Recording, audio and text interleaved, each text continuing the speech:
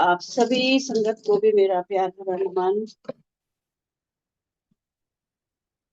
एक second.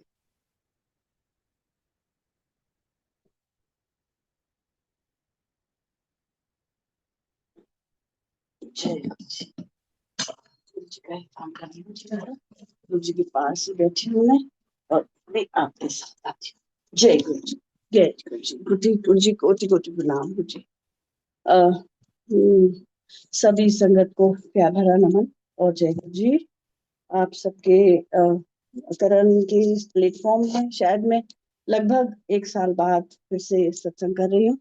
Last year भी मैंने जून के टाइम पर किया था, मुझे ऐसा याद है। और सत्संग करना भी एक गुरु जी की ही कृपा है। और ना ना करवाना या करवाना वो सब उन्हीं के हाथ में होता है। और हम लोग कुछ नहीं, हम लोग अ, एक मुहरे हैं। और गुरु जी की डोर तो गुरु जी के हाथ ही में है, ये सब आप सभी जानते हैं। तो सत्संग, अ, देखिए, सत्संग आप लोग अब तक मालूम है कितने सत्संग हमेशा हमेशा रोज सुनते हैं, रोज सुनते हैं, रोज सुनते हैं। और ज्यादातर आप सभी ये सुनते हैं कि गुरु जी जो है ये करते थे, वो करते थे या करते हैं, और ये बीमारियां ठीक करना है। अब आप अपने मन में सोचिए कि वो ईश्वर है, वो कोई चमत्कार तो है नहीं। वो तो उनका बस, वो तो गुरु जी के मेरा जो दिमाग मेरा है वो कहता है कि भगवान है ना, वो क्या नहीं कर सकते। ये सोचो कि क्या नहीं कर सकते, है ना। तो ऐसी कोई चीज है ही नहीं जिनसे जगत का निर्माण हुआ है, इस ब्रह्मांड की उत्पत्ति हुई है, जो सब कण कण में बसे हैं। उनसे हम उनके अ, उनकी वड़ियाई या उनके बारे में या उनके, हम तो कुछ ही नहीं है। ब्रह्मा और विष्णु तक उनका पार नहीं पा सके, तो हम कौन है।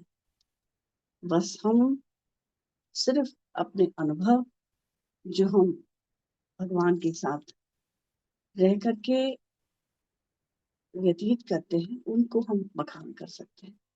और उनकी बढ़ियाई बस वही है कि हमेशा गुरु जी हम सबके ऊपर अपना वरद हस्त रखिएगा और सबको सद्बुद्धि दीजिए। सबको सद्बुद्धि दीजिए, जैसा आप कहते चले आए हैं, जैसे आपके वचन होते हैं, बस हम वैसे ही अच्छे बच्चों की तरह चलते रहें, आपके पीछे पीछे, आपके कदम से कदम, आपके चढ़, आपके जो पद चिन्ह हैं उनमें, उनको फॉलो करते हुए हम आपके पीछे पीछे चलते रहें गुरु जी। बस यही यही प्रार्थना हम सबकी आप स्वीकार करिएगा। देखिए, इतने सुंदर शब्द बजते हैं, इतना गुरुजी जो भी सुनवाते हैं हमको, सब में कुछ न कुछ, कुछ न कुछ सीख होती है। तो गुरुजी जब हमसे कहते थे ना कि शब्द सुनिया करो, तो हम सोचते थे समझ में भी नहीं आता। पहली बार ये जब आए तो गुरबाणी के शब्द पहली बार सुने, एक भी सर के सब ऊपर से निकल जाता था, कुछ भी नहीं समझ में आता था कि क्या हो रहा है ये। लेकिन गुरुजी कहते थे सुनो। समझने के लिए किसने कहा है, सुनो उसको। सुन के क्या होता है, मेरे जैसे जो मैं इतनी मूर्ख जो कि बिल्कुल भी ना गुरमुखी जानना ना पंजाबी जानना, गुरुजी ने एक एक एक को, जब एक एक शब्द को ध्यान से सुना। और पता नहीं, जो भी पता नहीं तो मैं नहीं कह सकती, कृपा तो उन्हीं की है, कृपा उनकी होती है। और जब आप आंख बंद करके जब वो शब्द की लाइन सुनते हो, उसी वक्त आपको उसका अर्थ समझ में आ जाता है। कैसे, ये मुझे नहीं पता। तो ये उनकी असीम कृपा है। और इसी तरह से हम गुरु जी के हर, उनकी हर कृति को देख के उनको उनको हम, जैसे हम कहते हैं ना, हम जब हम जब शुक्राना करते हैं, हम जब जब गुरुजी के ऊपर न्यौछावर अपने को सोचते हैं हम क्या कर डालें, क्या कहें गुरुजी से, जब समझ नहीं आता तब आप बाहर देखिए, जो प्रकृति को देखिए, क्या सुंदर प्रकृति भगवान ने बनाई है। उसके बारे में हम सोचें जब, तो लगता है कि क्या ये संभव है कि कितने सुंदर फूल ये कैसे उग गए होंगे, कैसे उनमें रंग हो गए होंगे, कैसे फल फूल के फूल को खिलते हैं, कैसे हम इतने बड़ा हमारा ये शरीर जिसके अंदर इतने इतने जिनसे हमारा शरीर चल रहा है, जो अंदर मशीन है, सोचिए ऐसी मशीन जो गुरुजी चला रहे हैं, जिसको जो कुछ पुर्जा खराब होता है वो ही ठीक करते हैं, किसी के बस का नहीं होता वो। तो उतनी असीम असीम कृपा, हम कितने भाग्यशाली हैं। और ये भाग्यशाली हम ऐसे ही नहीं बने, ये भाग्यशाली जो हम हैं वो अपने कर्मों से हैं, जो हमारे पूर्व जन्मों के कर्म रहे होंगे वो हमें इस जन्म में हम फलित हो रहे हैं वो। तो इसीलिए गुरुजी कहते थे जो तुम्हारे बुरे कर्म हैं अब मेरे साथ कटवा लो और अभी अच्छे कर्म करो, जिससे कि आगे चल के तुम जो भी जन्म लोगे उसमें भी तुम सदा मेरा ही संग पाओगे, मेरे ही संग रहोगे।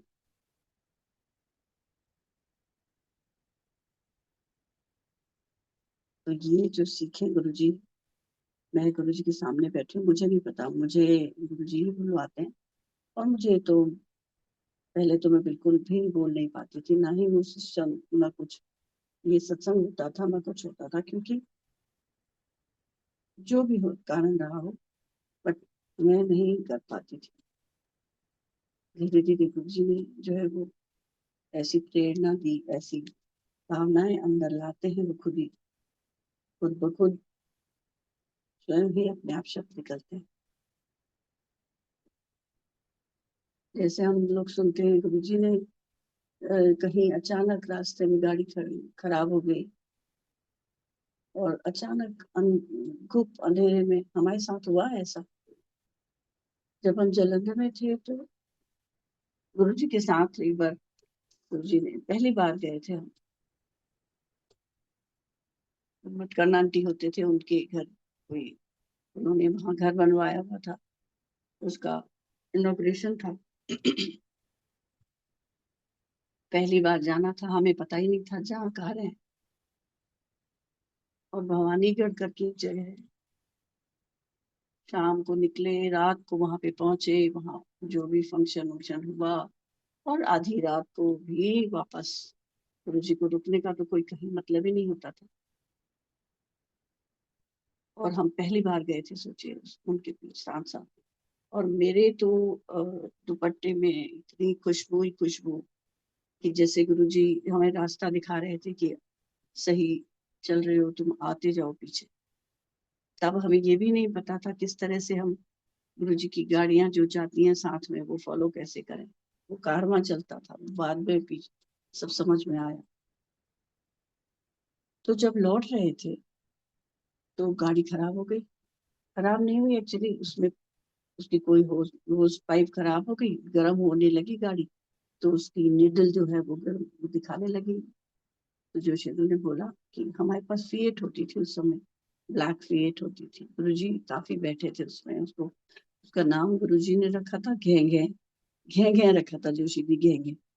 सो वो उसमें पानी की कमी हो गई या जो भी था, और गर्म होने लगी गाड़ी। और फिर रोका इन्होंने, खूब अंधेरा, कोई स्ट्रीट लाइट नहीं, कुछ नहीं, जंगल में कहाँ है हमें कुछ पता नहीं, सारी गाड़ियां बाहर जा चुकी थी आगे। अचानक एक गाड़ी आई और उसमें से कोई शक्ल तो दिखाई नहीं दी कौन थे, लेकिन आवाज सिर्फ सुनी कि क्या की हो गया करके जोर से बोला। तो हमारे साथ वो गोविंदगढ़ वाले जो गिरवाल अंकल हैं वो हमारे हमारे साथ थे। उन्होंने बताया क्या हुआ। तो फिर जो भी उन्होंने कुछ, कैनी वैनी कोई बर्तन है या नहीं पानी लाने के लिए, अब वो ही जानते हैं कि कहाँ पानी मिलेगा। उतने अंधेरे में हम तो कहीं समझ ही नहीं आता था क्या करें। और उस समय लाइट नहीं थी, तो एक लाइटर होता था जोशी अंकल के पास, लाइटर से ही वो धीमे जो भी देख पा रहे थे। इसी तरह से वो होस पाइप को बांधा, और ये जो जो बंदे गाड़ी वाले थे वो कहाँ गए पता नहीं, और कहाँ से 5 मिनट में वापस आके वो कैनी भर के पानी जो है उन्होंने हमको दे दिया और बोला लो इसको डालो। वो गुरुजी के जो दूत होते हैं, वो गुरुजी हमेशा हर जगह उनको अपने भक्तों के पीछे छोड़ के रखते हैं।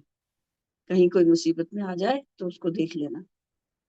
और गुरुजी इतनी सबकी इतनी वो करते थे कि अपने संगत का सबका ख्याल। हम सोचते थे इतने 50-60 लोग हैं, किसी को पता नहीं कौन कहाँ जा रहा है, कौन नहीं। गुरुजी को सब पता होता था कौन आया कौन नहीं।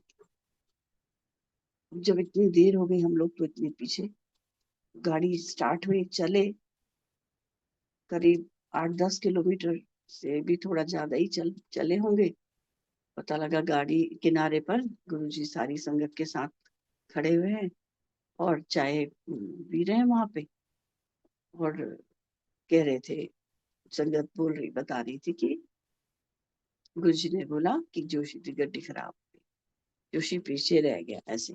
सो किसकी पर किस किस के देखिए आप, कौन है हम। इतने संसार में इतने लोग हैं, भगवान के सामने सब हैं, लेकिन वो सबको देखते हैं। हम तो कुछ कोई भी नहीं है ना, हम तो एक कीड़े मकोड़े जैसे। इस लेकिन उन्होंने इतनी हमको, इतने अपने सानिध्य में रख के, इतने अपने चरणों में शरण दे करके जो इज्जत बख्शी गुरु जी ने। इतने संगत सोचे, कितना पूरा परिवार जो इतना दिया, हम कभी भी उसको उतार ही नहीं सकते उनके ऋण को। रोम रोम से भी हम उनका शुक्राना करें तो भी कम है। और गुरु जी जब फिर वहां पे खड़े होके आए तो हम लोग पहुंचे, जब हमने भी चाय वाय पी, उसके बाद हम आगे चले। तो ऐसे गुरु जी इतनी केयर करते थे, इतना प्यार, इतनी केयर, हर वक्त उनको हम सब संगत का ख्याल रहता था। और कृपा इतनी रही कि, वही मैं कह रही हूँ, जैसे कृपा तो रही, और कुछ जो कर्म थे हमारे वो भी इतने अच्छे थे कि उनको समीप से छूने का, देखने का, उनको कुछ भी जो उन्होंने आदेश किया वो बना के देने का सौभाग्य मिला। कभी कभी सोचती हूँ सच में कुछ तो अच्छे कर्म रहे होंगे।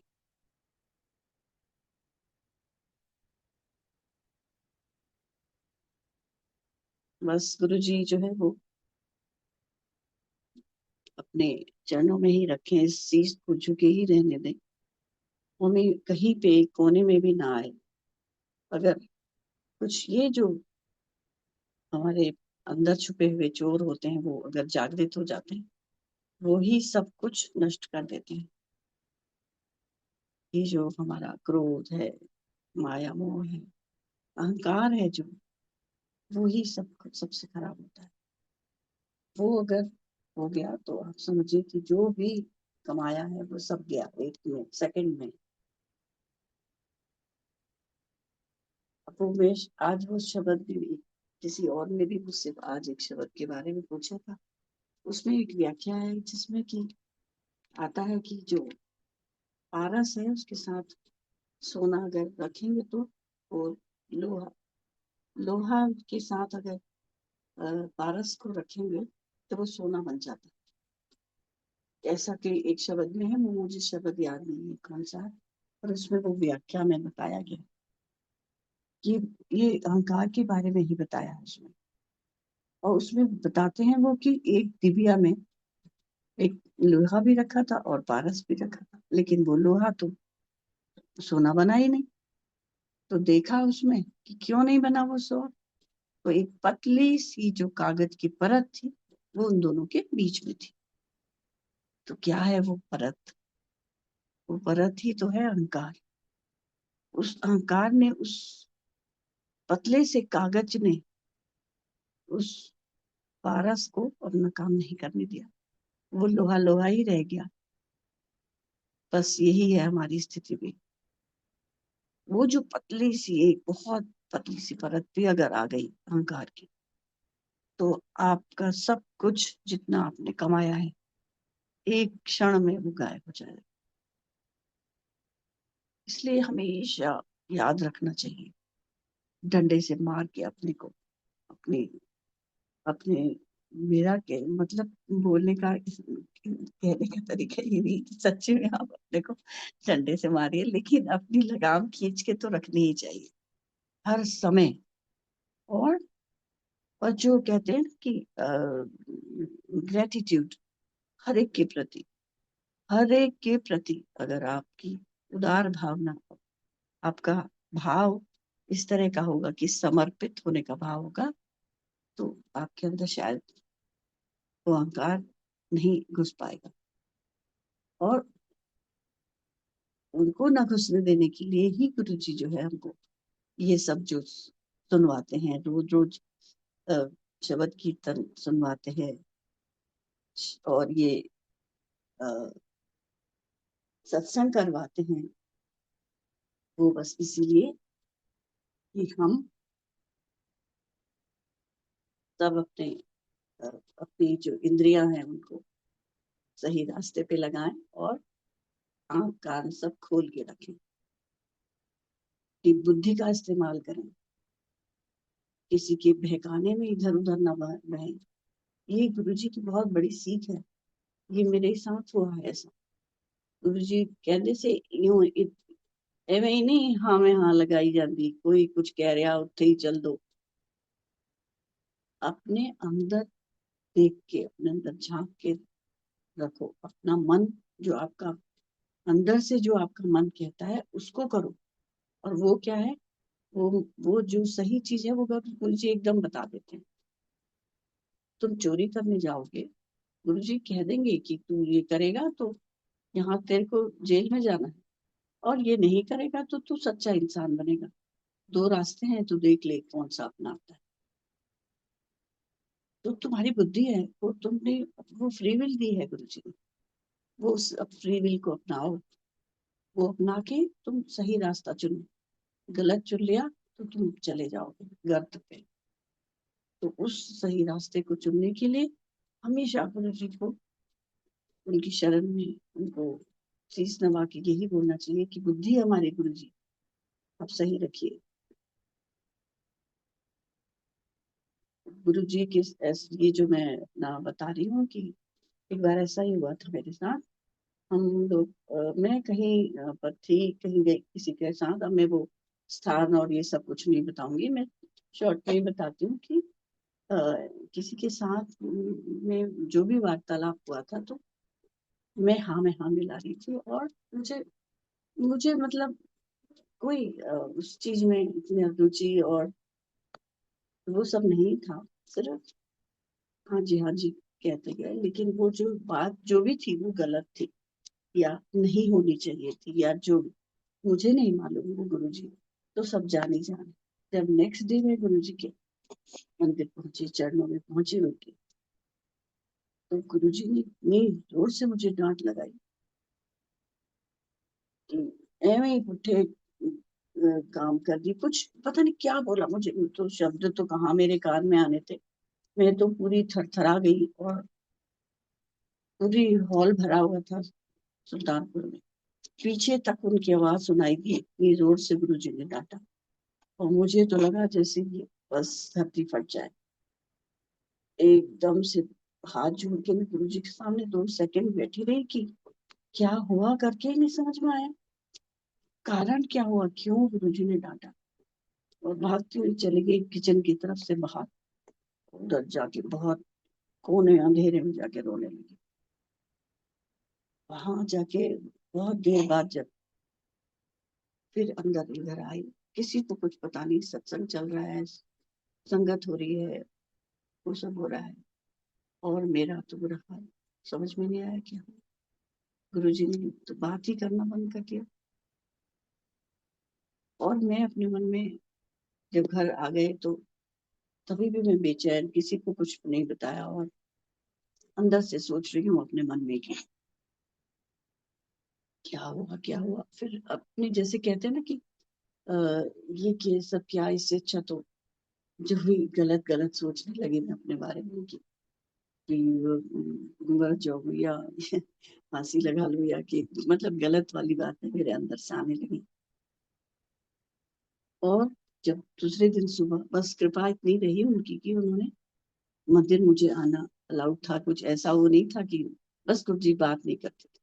तो मैं जब दूसरे दिन सुबह पहुंची मंदिर, तो गुरु जी जो जो मेरे मन में बात आ रही थी उसको कैसे उन्होंने बता दिया कि मुझे सब पता है। जो न्यूज़पेपर आता है, न्यूज़पेपर आया सुबह, और मैं उधर ही किचन जो है वहां, उसके बाथरूम और किचन के बीच में जो दीवार है उस तरफ टेक लगा के बैठी थी।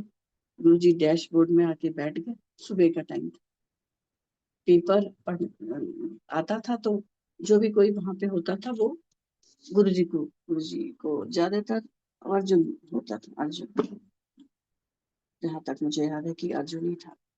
तो वो न्यूज पढ़ के गुरुजी को सुनाने लगे। तो गुरुजी ने वो शुरू की हेडलाइन तो सुनी, सब हेडलाइन सुनानी। तो गुरुजी ने कहा, छठ बड़े ਐਵੇਂ ਹੀ न्यूज आती रहती है, कोई एक कोई भी ढंग की न्यूज नहीं। ਜਦੋਂ देखो पंजाबी में, जिथे देखो उथे ही मर्डर हो रहे, जिथे देखो उथे मार काट हो रही है।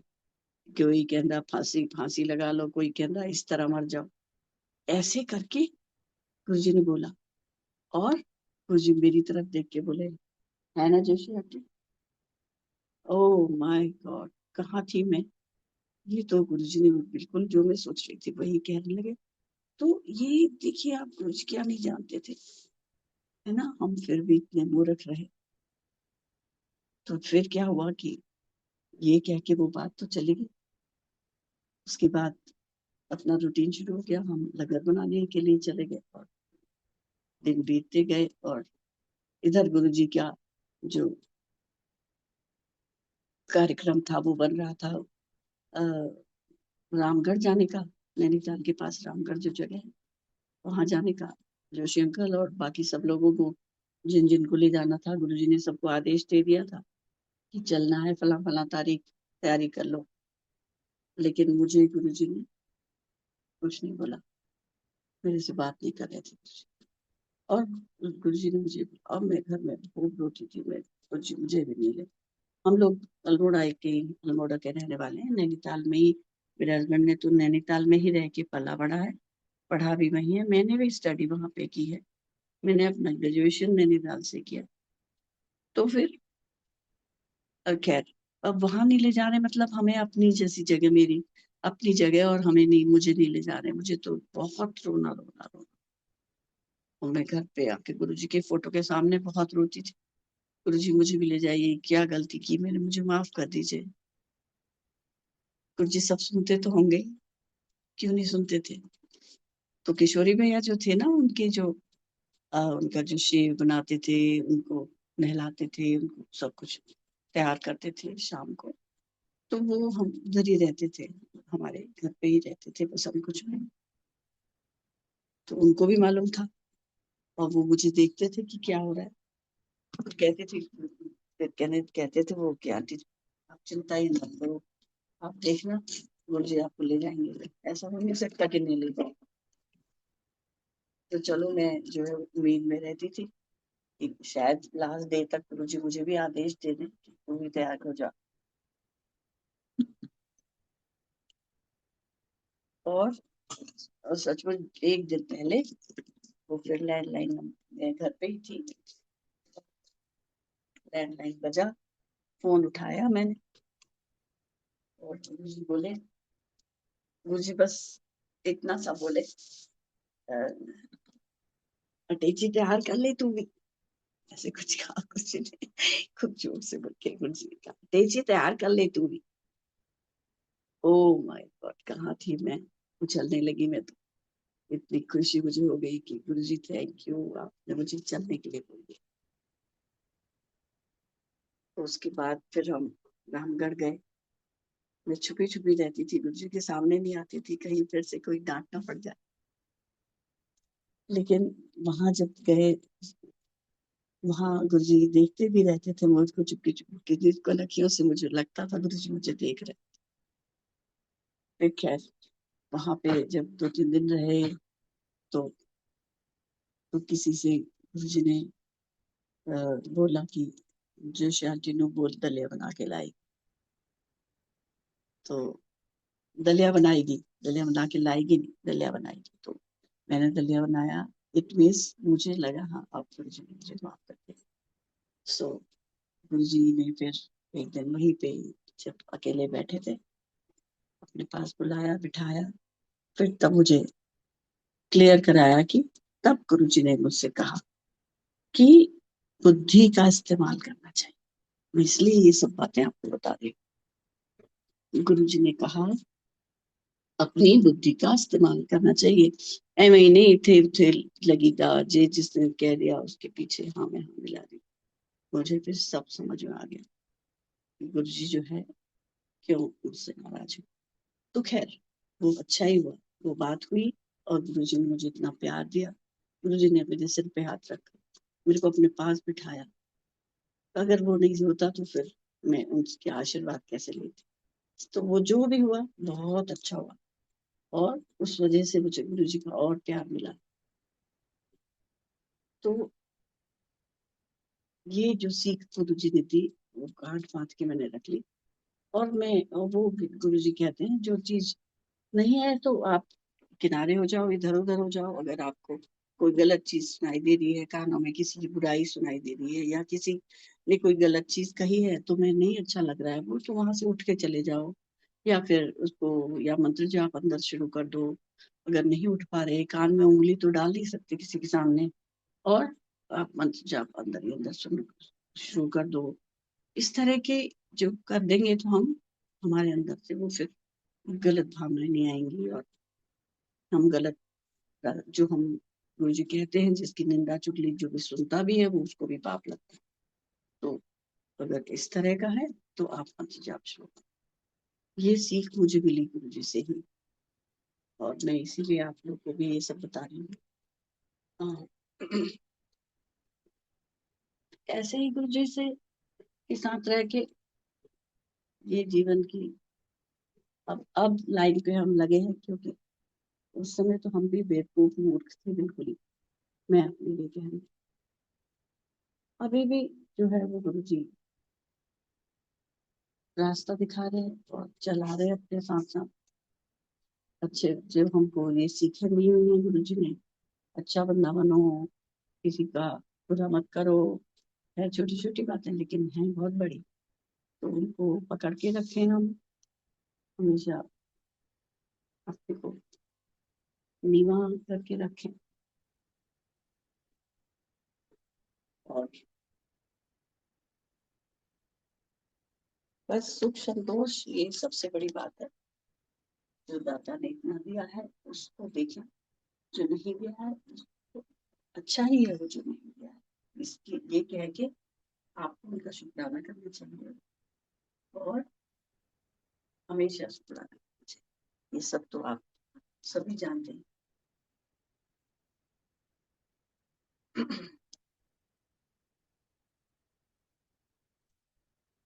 और क्या बोलूं, बस समझ में तो आता नहीं मुझे क्या बोलूं, पता नहीं मैं क्या बोल जाती हूँ। बस गुरु जी के बताए वचनों पे चलें और हंडा साफ रखें। गुरु जी बैठे हैं अंदर ही, हर वक्त हर बात सुन रहे हैं। वो भाव देखते हैं आपका। आप कुछ भी अर्पित करो तो आपका भाव देखते हैं। ये ढोंग दिखावा उनको बिल्कुल पसंद नहीं। आप पुरानी पिक्चर सब देखते तो हैं, गुरु जी तो इतने भोले। हमने तो ये सब देखा है कि हाथ पे भी चपाती लेके, हाथ पे परोठी लेके खा लेते हैं। उनको कुछ नहीं चाहिए, उनको दिखावा चाहिए नहीं। उनको सिर्फ चाहिए आपका भाव। और भाव के भूखे हैं भगवान, वो बिल्कुल सच है। तो सब लोग आप लोग सही राह पर हैं। उनकी उनकी उनकी लड़ जो है जो वो पकड़ के रखिए, और इसी तरह सब लोग बने रहिए और सबके सर्वत्र भले के लिए प्रार्थना करते रहिए, यही कामना है। जय गुरु जी, जय जय गुरु जी। ओम नमः शिवाय। शिव जी सदा सहाय। ओम नमः शिवाय। गुरु जी सदा सहाय। जय गुरु जी, जय गुरु जी, जय Guru ji. Over to you Karan. Thank you so much.